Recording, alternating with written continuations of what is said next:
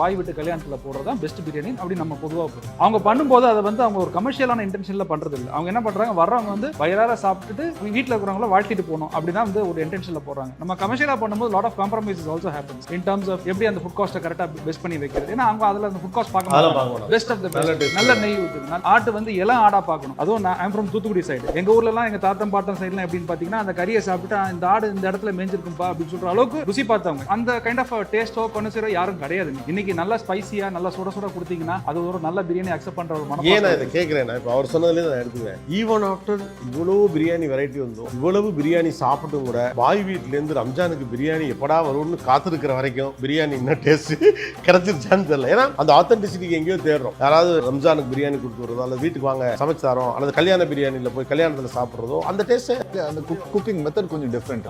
நம்ம வந்து ரெஸ்டாரண்ட்ல அதே மாதிரி கறி போட்டு அதே மாதிரி பண்றது கஷ்டம் முடியாது. நான் கல்யாணத்துல வந்து நான் அகேஷனலா நடக்கும். நம்ம வந்து நிறைய எஃபர்ட் போட்டு கறியை வந்து இப்போ நாங்களே அங்க வந்து ஒரு கெடா விருந்தா பிரியாணி பண்றோமா, மூலனூர்ல இருந்து மேயர் ஆடை வாங்கிட்டு வருவோம். பட் ஹோட்டல் இண்டஸ்ட்ரியிலும் டெய்லியும் அது பண்ண முடியாது. பிராக்டிகலா நாட் ஒரு அக்கேஷனுக்கு பண்ற பிரியாணி நம்ம ரெகுலர்ல பண்ணலாம்.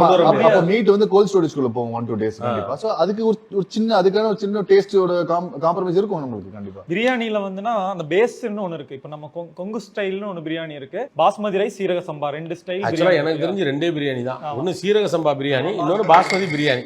ஓகே, அதுக்கு முன்னால வெறும் பிரியாணி அப்படி ஒன்று இருந்துச்சு. அதுக்கப்புறம் மற்றபடி பெரியம்மா செய்கிற பிரியாணி, அத்தை செய்கிற பிரியாணின்னு ஒரு ரெசிபி இருந்துச்சு.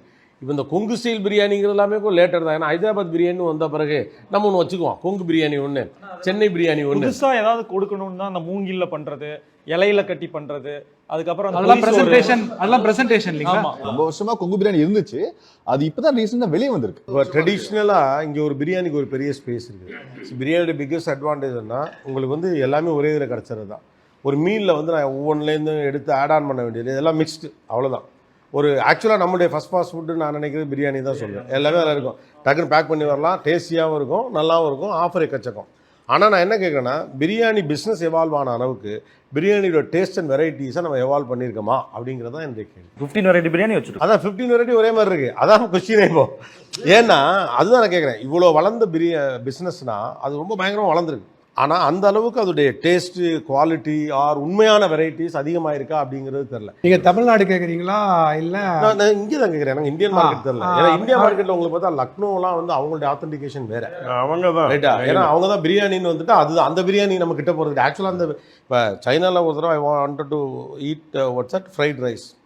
ஏன்னா இங்கே நம்ம டி நகரில் ஃப்ரைட் ரைஸ் நம்ம நிறையா சாப்பிட்டுக்கணும், என்னால் வாயில் வைக்க முடியல. கேட்டால் என்னடா எப்படி பண்ணுறீங்க, எங்கள் ஊரில் எப்படி பண்ணுவாங்க தெரியுமாண்ணே, டேய் உங்கள் ஊரில் பண்ணுறது அது இல்லைடா இதாண்டா இதுங்கிறான். அது பரட்டுது எனக்கு. நம்ம ஊரில் பண்ணுறது ஆக்சுவலி ஃப்ரைட் ரைஸே கிடையாது, அது நம்மளுக்காக வந்து நம்ம இவால்வ் பண்ணுது. அவ்வளோதான்.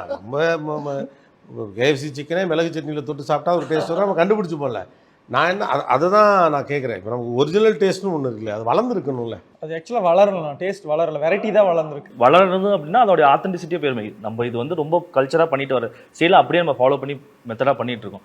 அதில் போயிட்டு பண்ணுறேன்னு நாங்கள் மேலே நம்ம பண்ணுறோம்ல, மேலே அடிஷ்னல்ஸ் அதில் வேணால் மாற்றலாமே தவிர அந்த ப்ராசஸில் எதுவும் மாற்ற முடியாது. இல்லை நீங்கள் கேட்ட கேள்வியில் நாங்கள் 20 வருஷத்துக்கு முன்னாடி இருந்த ரா மெட்டீரியலுக்கும் இன்னைக்கு நம்ம யூஸ் பண்ணுற ரா மெட்டீரியலுக்கும் so many சேஞ்சஸ் இருக்குது, இன்க்ளூடிங் வாட்டர். எல்லாமே ரைஸ்லேருந்து ஸ்பைசஸ்லேருந்து அப்புறம் குக் பண்ணுற செஃப்புடைய மென்டாலிட்டி எல்லாம் சேர்ந்து தான் பிரியாணி வர்றது. குவாலிட்டியே டிகிரேட் ஆகும்போது ஆட்டோமேட்டிக்காக உங்கள் ப்ராடக்ட்டும் டிகிரேட் ஆகுமே.